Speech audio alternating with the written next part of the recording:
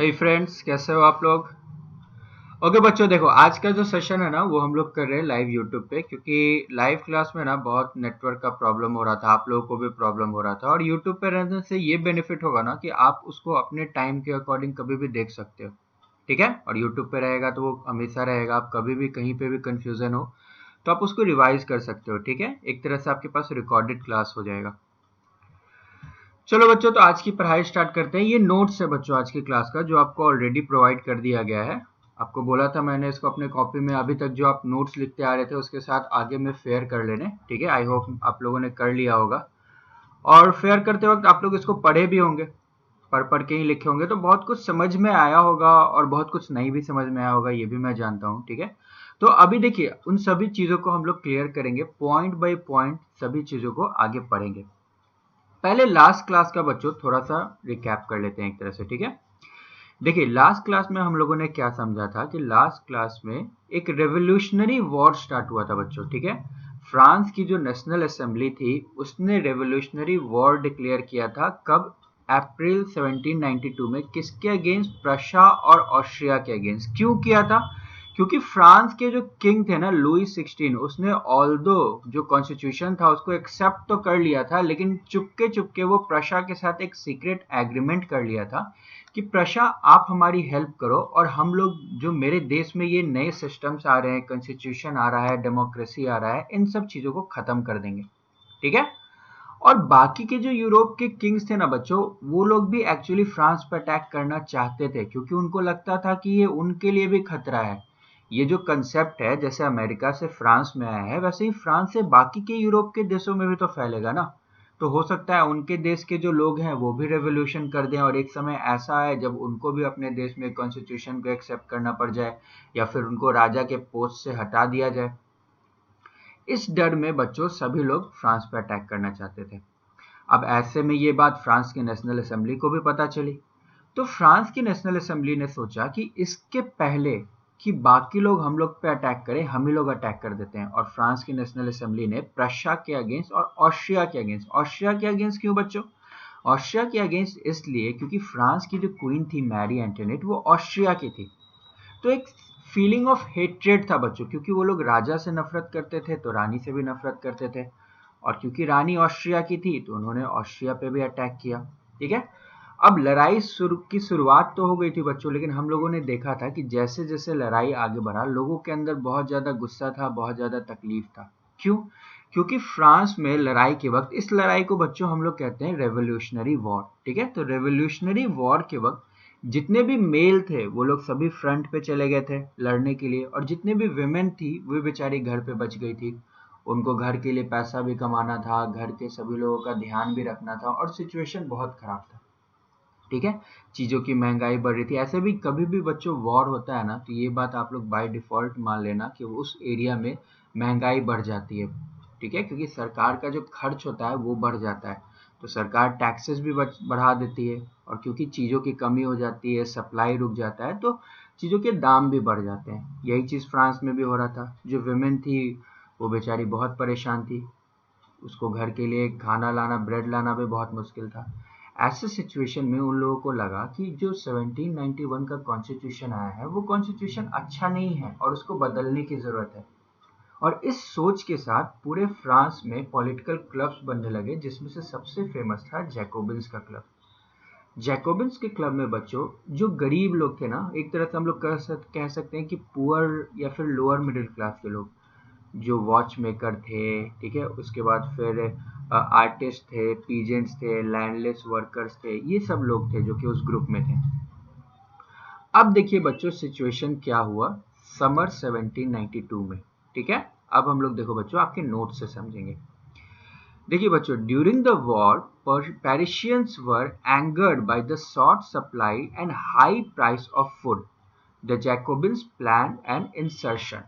इसका मतलब है बच्चों, देखिए जब लड़ाई चल रही थी ना, तो पेरिशियंस का मतलब होता है बच्चों वो लोग जो कि पेरिस में रहते थे। पेरिस आप सब जानते हो, आज फ्रांस का कैपिटल है। ठीक है, एक बहुत मेजर सिटी था फ्रांस का। तो वो लोग बहुत परेशान थे, क्योंकि चीजों की सप्लाई थी वो बहुत कम हो गई थी, जिसकी वजह से दाम बहुत बढ़ गया था। अब जो जैकोबिन्स थे ना बच्चों, और खासकर उनके जो लीडर थे मैक्सिमिलियन रॉबिस्पायर, उनको लगा कि ये अच्छा समय है। अगर हम लोग सारे पेरिशियंस के साथ मिल जाएं और एक अटैक प्लान करें ना, एक इंसर्शन प्लान करें, तो वो सक्सेसफुल होगा क्योंकि लोगों में गुस्सा है, लोग हमारा साथ देंगे। और ऐसा ही हुआ। On the morning of August 10, 1792, they stormed the palace of Tuileries। देखो बच्चों, यहाँ नाम याद रख लेना। अभी तक पैलेस ऑफ वर्साइल्स था, ठीक है, ये है पैलेस ऑफ ट्यूलिरिस। क्यों? क्योंकि पैलेस ऑफ वर्साइल्स तो ऑलरेडी खराब हो चुका है ना, उसे तो ऑलरेडी डिस्ट्रॉय किया जा चुका है। Massacred the king's guard and held the king hostage for several hours। ठीक है, उन्होंने क्या किया? 10 अगस्त 1792 को बच्चों मैक्सिमिलियन रॉबेस्पायर बहुत सारे लोगों के साथ ट्यूलिस का जो पैलेस था वहां पर अटैक किया उन्होंने। वहां पर बच्चों राजा के जितने भी गार्ड थे ना, उनको मैसेकर किया। देखिए बच्चों, मैसेकर का मतलब होता है हिंदी में, देखिए हम लोग इसको कहते हैं मतलब मास, एक तरह से मर्डर, मतलब एक साथ जब बहुत लोगों का मर्डर किया जाए ना, नरसंहार हिंदी में इसका वर्ड होता है, उसको हम लोग मैसेकर कहते हैं। क्लास 8 में आप लोग जलियांवाला बाग मैसेकर भी पढ़े हैं, क्योंकि जलियांवाला बाग में बहुत सारे लोगों को एक साथ मार दिया गया था। ठीक है, तो इन लोगों ने किंग के जितने भी गार्ड थे ना बच्चों, सभी को मार दिया, और जो राजा था ना उसको बंदी बनाकर रख लिया बहुत घंटों तक। Later, the assembly voted to imprison the royal family. Elections were held. From now, all men of 21 years and above, regardless of wealth, got the right to vote। ठीक है बच्चों, देखिए क्या हुआ। जब राजा को बंदी बना लिया गया, उसके बाद राजा को बंदी बनाकर जेल में रख दिया गया। अब जो नेशनल असेंबली थी ना बच्चों, वहां पर मीटिंग हुई कि राजा के साथ क्या किया जाए। तो उन्होंने ये डिसाइड किया कि राजा और उसकी जितनी भी फैमिली है ना, इंक्लूडिंग क्वीन और जो भी उसके परिवार के लोग हैं, सबको अरेस्ट किया जाए। ठीक है, सबको अरेस्ट करके जेल में डाल दिया गया। और इलेक्शंस हुए। किस चीज के लिए इलेक्शन हुए बच्चों? अभी तक देखिए हम लोग क्या जानते हैं कि जो जुडिशरी, जो जज था और जो लेजिस्लेचर था, ये इलेक्टेड होता था। देखिए हम लोगों ने इसके रिगार्डिंग एक फिगर देखा है ना। देखिए जुडिशरी जो है वो इलेक्टेड होता था एक्टिव सिटीजन के द्वारा, और लेजिस्लेचर भी इलेक्टेड होता था एक्टिव सिटीजन्स के द्वारा, लेकिन एग्जीक्यूटिव जो था वो इलेक्टेड नहीं था। अब हुआ कि नहीं, एग्जीक्यूटिव को भी हम लोग इलेक्ट करेंगे, और एग्जीक्यूटिव के लिए इलेक्शन हुआ, और एक नियम में बहुत ज्यादा बदलाव हुआ बच्चों। ठीक है, अब क्या बदलाव हुआ देखिए यहाँ पर अंडरलाइन कर दिया गया है कि 21 ईयर से ज्यादा के जितने भी लोग हैं, देखिए एज का जो पहले जो एज का क्राइटेरिया था वो 25 ईयर्स था, अब उसको कम करके 21 ईयर कर दिया गया। और जितने भी मैन हैं, पहले गरीब मैन के पास नहीं ना था वोटिंग राइट, लेकिन अब हो गया कि सारे मैन, चाहे वो गरीब हो अमीर हो, इस बात से कोई फर्क नहीं पड़ता, 21 साल से अधिक उम्र के सारे मैन एक्टिव सिटीजन होंगे और वो लोग वोट करेंगे। अब यहाँ ध्यान देने वाली बात यह है बच्चों कि वुमेन को अभी भी वोटिंग राइट नहीं दिया गया है। ठीक है, ना ही रिच वुमेन को, ना ही पुअर वुमेन को। ठीक है, मैन को लेकिन सभी को दे दिया गया है। बस एक क्राइटेरिया है कि वो 21 साल से ज्यादा होना चाहिए। अब बच्चों देखो, मैंने आपको बोला था कि हमारा जो स्टेट जनरल है उसका नाम बदलकर नेशनल असेंबली किया गया था। ठीक है, और उस वक्त मैंने आपको बोला था कि इसको ध्यान में रखिएगा क्योंकि इसका नाम आगे भी चेंज होगा। ठीक है, अभी जब इलेक्शंस हुए ना बच्चों, इलेक्शंस होने के बाद जब एक एग्जीक्यूटिव चुन के आया, तो नेशनल असेंबली का नाम फिर से बदल दिया गया और उसको बदलकर कन्वेंशन कर दिया गया। ठीक है, अब ये इंपॉर्टेंट है, इसको आप लोग ध्यान में रखिएगा। ठीक है, क्या नाम नया रख दिया गया? कन्वेंशन। सबसे पहले था स्टेट जनरल, उसके बाद हुआ नेशनल असेंबली, और उसके बाद हुआ कन्वेंशन। ठीक है बच्चों, On 21st September 1792, the convention abolished monarchy and declared France a republic। देखो बच्चों, जब 21 सितंबर आया ना, तो 21 सितंबर को कन्वेंशन की मीटिंग हुई, और उस कन्वेंशन की मीटिंग में फाइनली ये डिसाइड हो गया कि अब फ्रांस में कभी भी मोनार्की होगी ही नहीं। फ्रांस अब मोनार्की नहीं रहेगा, मोनार्की को पूरी तरह से खत्म कर दो। ठीक है, और अब फ्रांस बन जाएगा एक रिपब्लिक। और यही हमारा टॉपिक था ना बच्चों कि France abolishes monarchy and become a republic. तो यहाँ से बच्चों फ्रांस में राजा की कहानी पूरी तरह से खत्म हो जाती है, और अब फ्रांस एक रिपब्लिक बन गया। मतलब जो फ्रांस का लीडर है, जो एग्जीक्यूटिव है, वो भी इलेक्टेड होगा। इसी के साथ साथ बच्चों लुईस 16 जो था ना, उसको जेल में डाल दिया गया। जेल में डालकर उसके ऊपर केस चला। केस जब चला ना बच्चों, तो उसके ऊपर ब्लेम लगाया गया, उसको चार्ज किया गया ट्रेशन के लिए। ट्रेशन का मतलब होता है बच्चों देशद्रोह। मतलब कोई आदमी अपने ही देश से जब गद्दारी करे, तो ऐसा बोला गया कि जो लुईस 16 है ना, उसने देशद्रोह किया है और इसी कारण से 21 जनवरी 1793 को ही वॉज एग्जीक्यूटेड। एग्जीक्यूट करने का मतलब होता है बच्चों किसी को मौत की सजा देना, ठीक है। और वो भी पब्लिकली एग्जीक्यूट किया गया, एकदम भीड़ के बीच में एग्जीक्यूट किया गया था, ठीक है। जितने भी फेमस एग्जीक्यूशंस होते थे ना बच्चों, जो भी फेमस लोगों को मारा जाता था ना, तो उनको अकेले कहीं जेल के अंदर नहीं मारा जाता था, एकदम भीड़ के बीच में, सड़क के बीच में मारा जाता था। और सभी भीड़ जो था ना, सभी लोग उसको देखते थे, एक तरह से वो मैसेज देने की कोशिश की जाती थी, ठीक है। तो और फिर लुईस 16 के कुछ दिनों बाद बच्चों मैरी एंटोनेट के साथ भी ऐसा ही किया गया, उसको भी मार दिया गया। अब देखो बच्चों, लुईस 16 और मैरी एंटोनेट तो मार दिए गए, फ्रांस में मोनार्की पूरी तरह से खत्म हो गया और अब एक इलेक्टेड हेड का समय आ गया। लेकिन ये समय भी बहुत अच्छा नहीं था बच्चों। इस समय को नाम दिया गया है the reign of terror. Terror का मतलब होता है आतंक, आप लोग सबको जानते हैं, आतंक या डर। और रीन का मतलब होता है बच्चों टाइम, मतलब एक ऐसा समय जो कि बहुत ही ज्यादा डर वाला था, एकदम आतंक वाला था, लोगों के अंदर बहुत ज्यादा डर था। अब ये क्या था, इस चीज को समझने की कोशिश करते हैं, ठीक है।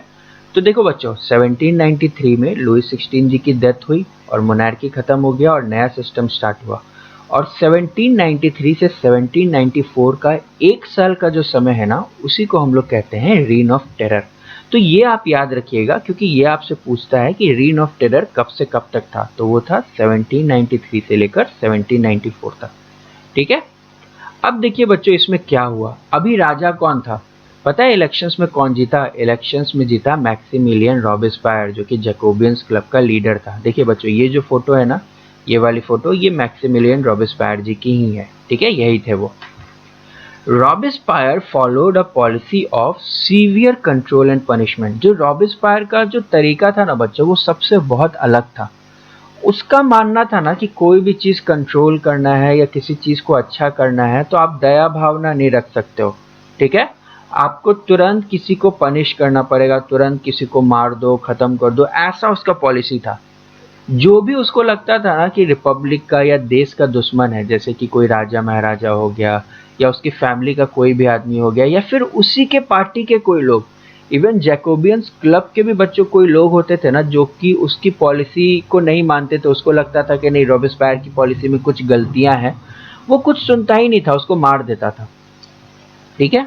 देखिए यही चीज लिखा हुआ है बच्चों थर्ड पॉइंट में कि all those whom he saw as being enemies of the republic, even members of his own party who did not agree with his methods, were arrested and tried by a revolutionary tribunal। देखो बच्चों, tribunal का मतलब आप लोग judiciary समझ सकते हो अभी के लिए, ठीक है।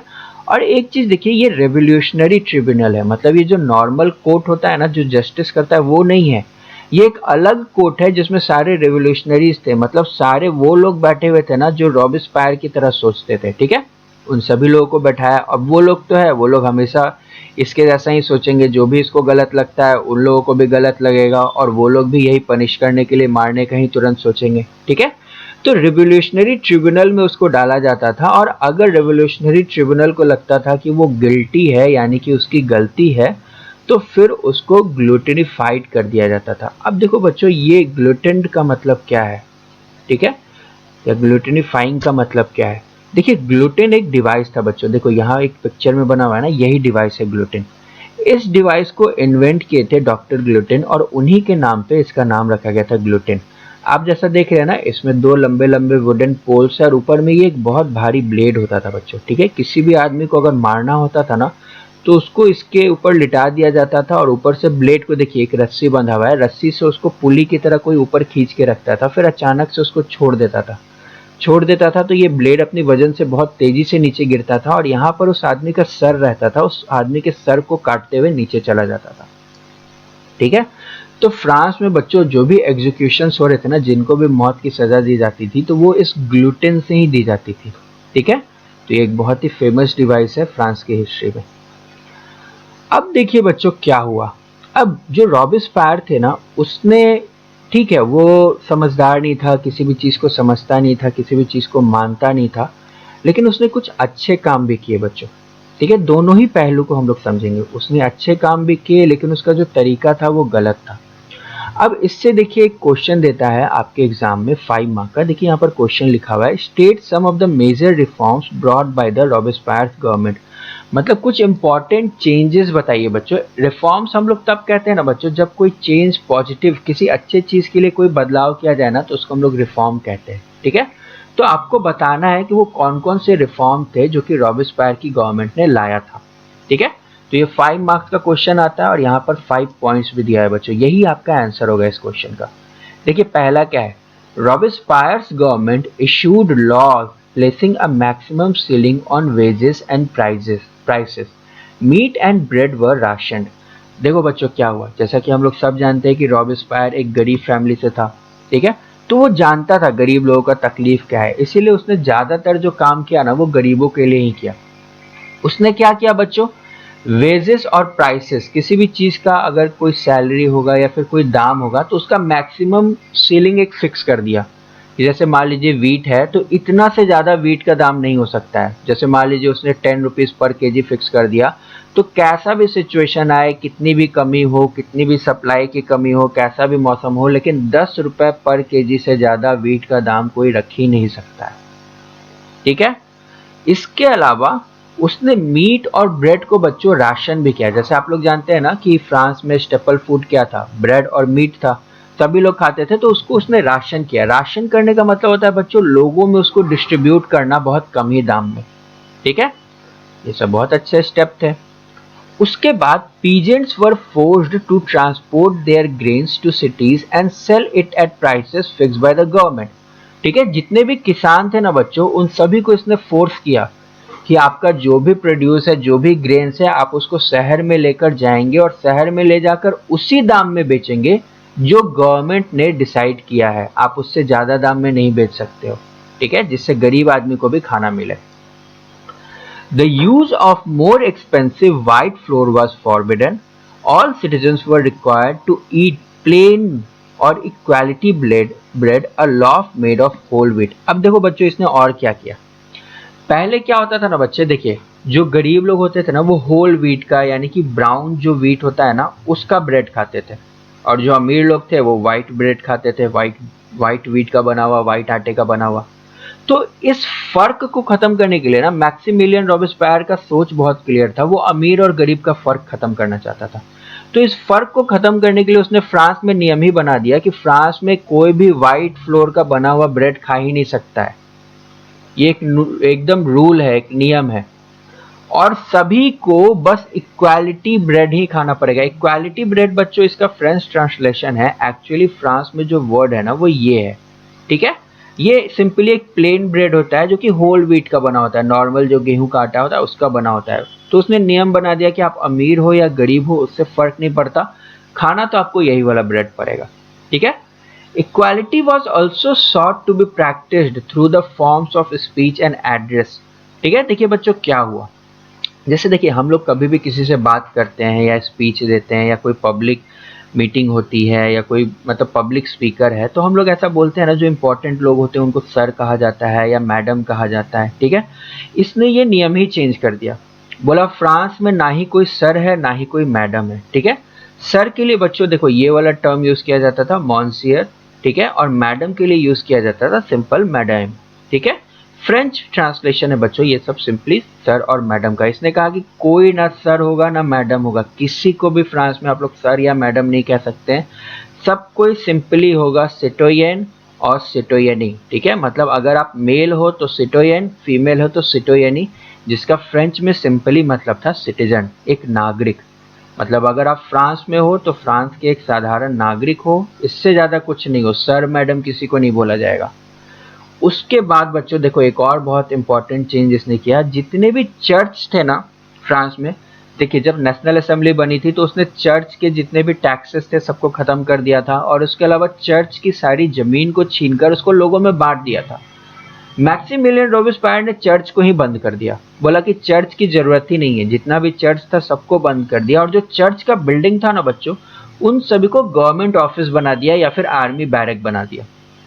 Churches were shut down and their buildings converted into barracks और offices। ठीक है, तो ये क्वेश्चन बहुत इंपॉर्टेंट है बच्चों, जो इस चैप्टर से आता है, बहुत बार आता है आपके एग्जाम में, और कभी भी आए तो आपको यही 5 पॉइंट लिखना है, ठीक है। यहाँ जो दिए हुए 5 पॉइंट्स है यही लिखना है। चलो अब आगे देखते हैं बच्चों क्या हुआ। देखो रॉबिस्पायर ने बच्चों काम तो बहुत सारे अच्छे किए, लेकिन उसका तरीका गलत था और वो किसी और की सुनता भी नहीं था। तो किसी भी डेमोक्रेसी के लिए ये सही नहीं है। डेमोक्रेसी का सिंपल मतलब होता है कि आपको सबकी बात सुननी है, जो भी मेजॉरिटी कह रहा है आपको वो करना होगा। और किसी भी चीज का बच्चों एक्सेस कभी भी सही नहीं होता है, ठीक है। रॉबिस्पायर कुछ ज्यादा ही ब्रूटल था, कुछ ज्यादा ही वॉयलेंट था, सबको मारता रहता था। उसके अपनी पार्टी के ही लोग जो है ना कुछ दिनों के बाद उससे परेशान होने लगे। वो लोगों को भी लगने लगा कि मैक्सिमिलियन की जो पॉलिसी है उसको थोड़ा चेंज करने की जरूरत है। नहीं ठीक है आप इक्वालिटी लाओ, लेकिन अगर आप फार्मर के ऊपर प्रेशर डाल रहे हो कि वो शहर में आकर कम दाम में अपना सामान बेचे, ठीक है गरीब जनता को तो इससे फायदा होगा, लेकिन फार्मर को तो नुकसान हो सकता है ना। हो सकता है उसका प्रोडक्शन का कॉस्ट बहुत हाई हो सकता है किसी साल मौसम बहुत खराब हो जिससे उसका बहुत कम प्रोडक्शन हुआ है। अब वो कम प्रोडक्शन को कम दाम में भी बेचेगा तो वो खुद कैसे जिंदा रहेगा। ये सारे भी प्रॉब्लम्स थे। तो उसके अपनी ही पार्टी के लोग सोचते थे कि नहीं ठीक है रॉबिस्पायर, अब आपको थोड़ी सी अपनी पॉलिसी चेंज करने की जरूरत है, इसको चेंज करिए। लेकिन ये बात रॉबिस्पायर को बिल्कुल भी एक्सेप्टेबल नहीं थी। जो भी उसको ऐसा करने के लिए बोलता था वो उसको बोलता था ये गद्दार है, ये देशद्रोह है, इसको ले जाकर मार दो, इसको ले जाकर गिलोटिन कर दो। अब ये तो बिल्कुल भी अच्छी बात नहीं है। तो फिर रॉबिस्पायर के साथ भी अच्छा नहीं होगा और यही हुआ। देखिए क्या हुआ। रॉबिस्पायर pursued his policy so relentlessly that even his supporters began to demand moderation. उसके सपोर्टर्स भी डिमांड करने लगे कि नहीं ठीक है आप थोड़ा सा कम करिए, इतना भी ज़्यादा मतलब रूथलेस होना सही नहीं है, ठीक है। And finally he was convicted by court in July 1794, arrested on the next day, sent to guillotine, ठीक है। तो अब वो किसी की बात नहीं मान रहा था तो फाइनली पुलिस ने इसे भी अरेस्ट कर लिया, ठीक है। और जुलाई 1794 में बच्चों देखिए, जनवरी 1793 में इसका स्टार्ट हुआ था रेन ऑफ टेरर, और जुलाई 1794 में, ठीक है, इसको अरेस्ट करके जो कोर्ट था, कोर्ट ने डिक्लेयर कर दिया कि नहीं मैक्सिमिलियन रॉबिस्पायर जो कर रहा है वो सही नहीं है, वो गलत है, और इसीलिए इससे भी मौत की सजा दी जानी चाहिए। और अगले ही दिन इसको भी ले जाकर सड़क के बीच में गिलोटिन कर दिया गया, ठीक है। और ये 1 साल का जो समय था, जो रेन ऑफ टेरर का समय था फ्रांस में, वो खत्म हुआ।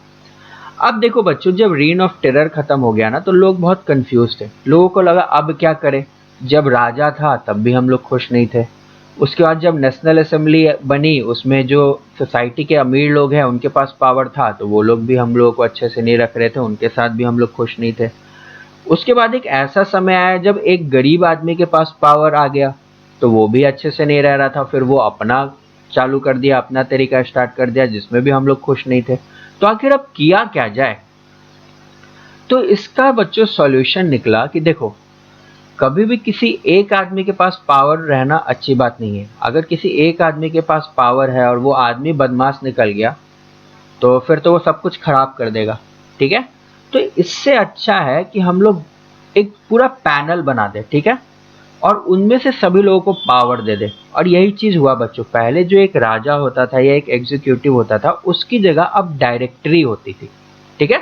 डायरेक्टरी में बच्चों डायरेक्टर्स होते थे, ठीक है। कितने डायरेक्टर्स होते थे? 5 डायरेक्टर्स होते थे। और ऐसा इसलिए किया गया था क्योंकि 5 अगर अलग अलग लोग होंगे तो अगर उसमें से कोई एक बदमाश भी हुआ तो बाकी 4 लोग संभाल सकते हैं। किसी एक आदमी के पास सारा पावर नहीं है। यहाँ समझने वाली बात यह है ना बच्चों कि देखिए, किसी भी चीज का एक्सट्रीम ना अच्छा नहीं होता है। जैसे जब लुई 16 था, मोनार्क था, वो भी बहुत एक्सट्रीम कर रहा था, बहुत बदमाशी कर रहा था। वो चाहता तो अपने देश को अच्छे से रख सकता था, तो वो जिंदा रहता और ऐसा कोई सिचुएशन भी नहीं आता, रेवोल्यूशन भी नहीं होता, लेकिन ऐसा नहीं हुआ। उसके बाद जब नेशनल असेंबली बनी, वो लोग भी एक्सट्रीम करने लगे, तो उनको भी हटा दिया गया। बाद में जब रॉबिस्पायर आया तो वो भी एक्सट्रीम करने लगा, तो उसमें भी जनता खुश नहीं थी, उसको भी हटा दिया गया। और इन सब सिचुएशन के बाद एक डायरेक्टरी बनाई गई। डायरेक्टरी का अपना प्रॉब्लम था बच्चों, और डायरेक्टरी में जो ज्यादातर लोग थे ना, वो लोग अपर मिडिल क्लास के थे, क्योंकि पूरे देश ने देख लिया था कि नहीं, अगर कोई पागल गरीब आदमी अगर बन जाता है तो फिर वो बहुत दिक्कत कर देगा, ठीक है। किसी समझदार आदमी का होना बहुत जरूरी है। लेकिन ये सब कोई समझ पाता उसके पहले ही जो अपर मिडिल क्लास के लोग थे उन्होंने पावर पे कैप्चर कर लिया, ठीक है। The fall of the Jacobins government allowed the wealthier middle class to seize power. A new constitution was introduced which denied the vote to non-proprietary section of the society। देखो बच्चों ये star mark वाला point है, ठीक है। तो जब directory आई ना तो उन्होंने एक नया कॉन्स्टिट्यूशन भी बना दिया और उस कॉन्स्टिट्यूशन में ही लिख दिया कि हमारे देश में कभी भी किसी गरीब आदमी को वोट नहीं दिया जा सकता है। गरीब आदमी वोट दे सकता है, ठीक है, गरीब आदमी एक वोटर बन सकता है, लेकिन गरीब आदमी एक इलेक्टेड पर्सन नहीं हो सकता है। मतलब कोई गरीब आदमी को कोई भी वोट नहीं देगा, साफ साफ लिख दिया कि नॉन प्रोप्राइटेड सेक्शन ऑफ सोसाइटी से आने वाले किसी भी आदमी को वोट नहीं दिया जाएगा। नॉन प्रोप्राइटेड मतलब बच्चों जिसके पास कोई अच्छी खासी प्रॉपर्टी ना हो, ठीक है। It provided for 2 elected legislative councils. These then appointed a directory and executive made up of 5 members. ठीक है। नए कॉन्स्टिट्यूशन में क्या लिखा गया बच्चों कि अभी तक जो एक लेजिस्लेटिव काउंसिल होता था, अब उसकी जगह 2 लेजिस्लेटिव काउंसिल होगा। जैसे हमारे देश में है ना 2 हाउसेज है, लोकसभा और राज्यसभा, ठीक है, उसी तरह से वहां पे भी किया गया कि 2 लेजिस्लेटिव काउंसिल्स होंगे और वो दोनों जो लेजिस्लेटिव काउंसिल्स है ना वो दोनों मिलकर फिर एक डायरेक्टरी अपॉइंट करेंगे जिसमें 5 मेंबर्स होंगे, 5 डायरेक्टर्स होंगे। और ये इसीलिए किया गया था ताकि किसी एक आदमी के पास पावर ना रहे, ठीक है।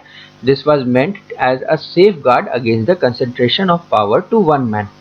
लेकिन देखो बच्चों अब इसमें क्या प्रॉब्लम था, इसमें प्रॉब्लम ये था ना कि 5 अलग अलग जब डायरेक्टर्स थे ना तो उन लोगों का आपस में ही मेनली नहीं बन पाता था। कोई एक डिसीजन लेना है तो कोई आदमी कुछ और बोल रहा है, कोई आदमी कुछ और बोल रहा है, वो लोग आपस में ही कंफ्यूज रहते थे जिसकी वजह से कोई प्रॉपर डिसीजन ले ही नहीं पाता था कोई। इसके बाद और भी बहुत बार होता था कि जब कोई आदमी डायरेक्टर बन जाता था ना तो वो थोड़ा ईगो में आ जाता था, थोड़ा घमंड करने लगता था और लेजिस्लेटिव काउंसिल को वो लोग वैल्यू नहीं देते थे। अब ऐसे में क्या होता था कि लेजिस्लेटिव काउंसिल के लोग सोचते थे कि अरे हम ही लोग तुमको चुनकर वहां बैठाए हैं और हम ही लोग को वैल्यू नहीं दे रहे हो, तो लेजिस्लेटिव काउंसिल के लोग बच्चों फिर उसको हटा देते थे और नए डायरेक्टर्स बना देते थे। अब यही सिलसिला चलते रहता था, डायरेक्टर जो है वो लेजिस्लेटिव काउंसिल का बात नहीं मान रहा है और लेजिस्लेटिव काउंसिल फिर उसको हटा रहा है, फिर नया डायरेक्टर बना और यही सिचुएशन कंटिन्यू होते होते फ्रांस में एकदम पूरी तरह से पॉलिटिकल इंस्टेबिलिटी आ गई, ठीक है। However the directors often clashed with मतलब बच्चों झगड़ा हो जाता था उनका, ठीक है, with the legislative councils who then sought to dismiss them, और उसके बाद लेजिस्लेटिव काउंसिल उनको डिसमिस कर देती थी। अब इन सब पॉलिटिकल स्टेबिलिटी में बच्चों देखिए यहाँ पर स्टार मार्क का एक पॉइंट है, जब यहाँ पर पूरे फ्रांस में पॉलिटिकल स्टेबिलिटी थी ना तो फ्रांस का एक आदमी था जो कि बहुत इंटेलिजेंट था, वो एक्चुअली एक मिलिट्री जनरल था, ठीक है, आर्मी का कमांडर था, सेनापति था, नाम था उसका नेपोलियन बोनापार्ट। बहुत ही फेमस नाम है बच्चों हिस्ट्री में नेपोलियन, ठीक है। ये देखा कि पूरा सिचुएशन एकदम उथल पुथल है, ठीक है, कोई पॉलिटिकल स्टेबिलिटी नहीं है और इस सिचुएशन का फायदा उठाकर नेपोलियन बोनापार्ट जो है बच्चों वो बन गया फ्रांस का नया राजा। और इसके आगे नेपोलियन ने बहुत सारे चेंजेस किए। देखो बच्चों अब यहां तक देखिए फ्रांस की ऑलमोस्ट पूरी कहानी आप लोगों ने समझ ली, ठीक है। सबसे पहले राजा था, उसके बाद फिर नेशनल असेंबली हुआ, फिर रीन ऑफ टेरर हुआ, फिर डायरेक्टरी हुआ और जब सब कुछ फेल हो गया तो नेपोलियन बोनापार्ट ने पावर अपने हाथ में ले लिया, ठीक है। अब इसके आगे की कहानी बच्चों आपको पढ़नी है क्लास 10th में, लेकिन यहां पर हमारा चैप्टर खत्म नहीं होता है, ठीक है। हम लोगों ने पॉलिटिकल सिचुएशन समझ लिया, अब कुछ कुछ एक एक टॉपिक है बच्चों जो टॉपिक वाइज हम लोगों को पढ़ना है। जैसे हम लोगों को पढ़ना है एक कि विमेन का कंडीशन क्या था, नेक्स्ट टॉपिक वही है कि विमेन का सिचुएशन क्या था फ्रांस में, क्योंकि अभी तक तो हम लोगों ने देखा कि चाहे कोई राजा हो, कैसा भी सिचुएशन हो, वुमेन को कभी राइट दिया ही नहीं गया। तो आखिर विमेन लोगों ने क्या किया, उनको फ्यूचर में जाकर कभी वोटिंग राइट मिला भी या नहीं मिला। नेक्स्ट टॉपिक फिर हम लोगों को पढ़ना है बच्चों कि आम लोगों की जिंदगी कैसी थी, नॉर्मल जो लोग थे। अभी तक तो हम लोग राजा के पॉइंट ऑफ व्यू से देख रहे हैं ना, जो लीडर्स हैं वो क्या करते थे, कैसे थे, लेकिन जो नॉर्मल कॉमन लोग थे उनकी लाइफ कैसे थी, वो लोग अपने लाइफ में क्या करते थे। और थर्ड पॉइंट एक बहुत इंपॉर्टेंट बच्चों हम लोगों को स्लेव ट्रेड के बारे में पढ़ना है। फ्रांस में बच्चों स्लेव ट्रेड होता था, मतलब इंसानों को खरीदा और बेचा जाता था काम कराने के लिए, ठीक है। तो ये 3 टॉपिक अभी हम लोगों को समझना है जो कि हम लोग कल के क्लास में समझेंगे। अब देखो बच्चों इन सब के बाद यहाँ एक बहुत इंपॉर्टेंट लाइन है जो हम लोग का लास्ट पॉइंट है। Through all these changes in the form of government the ideas of freedom, of equality before law and fraternity remain inspiring ideals that motivated political movements in France and rest of Europe during the following century। मतलब बच्चों France में देखिए इतना सारा instability हुआ, इतना सारा problem हुआ, लेकिन इन सब प्रॉब्लम्स के बावजूद भी वहां पर जो एक नया कंसेप्ट लाया गया था ना, नई सोच आई थी, किस चीज की? फ्रीडम की, इक्वालिटी की, फैटर्निटी की। ये सब जो आइडिया थे ना बच्चों, ये अभी भी लोगों के दिमाग में थे। और फ्रांस ही नहीं बच्चों, बल्कि आने वाले समय में पूरे यूरोप में सिचुएशन को बहुत तरह से बदलने वाले थे। ठीक है, तो आगे फ्रांस में, फिर आगे बाकी के यूरोप में क्या हुआ, ये आप पढ़ोगे क्लास 10th की हिस्ट्री की फर्स्ट चैप्टर में। ठीक है, चलो बच्चों, तो आज के क्लास में हम लोग का इतना ही था। ठीक है, नेक्स्ट क्लास में हम लोग देखेंगे कि जो 3 टॉपिक्स आपको बताया गया, हम लोग उसके बारे में समझेंगे, और उसके बाद फिर इस चैप्टर के जो इंपॉर्टेंट क्वेश्चंस है वो करेंगे। ठीक है, चलो, तो फिर मिलते हैं कल। आई होप आपको आज का क्लास समझ में आया होगा। कहीं पे भी कोई प्रॉब्लम हो बच्चों, तो आप हमसे डायरेक्टली टेलीग्राम पे मैसेज करके पूछ सकते हो। ठीक है, और इन केस अगर किसी को पीडीएफ चाहिए, जिसके पास अगर नहीं है, तो मैं फिर इस वीडियो के डिस्क्रिप्शन में पीडीएफ का लिंक प्रोवाइड कर दूंगा। सिंपली उस लिंक पे क्लिक करने से आप लोगों को पीडीएफ मिल जाएगा। ठीक है, ओके बच्चों, मिलते हैं कल। गुड डे, टेक केयर, और अच्छे से पढ़िए, आपका ध्यान रखिए।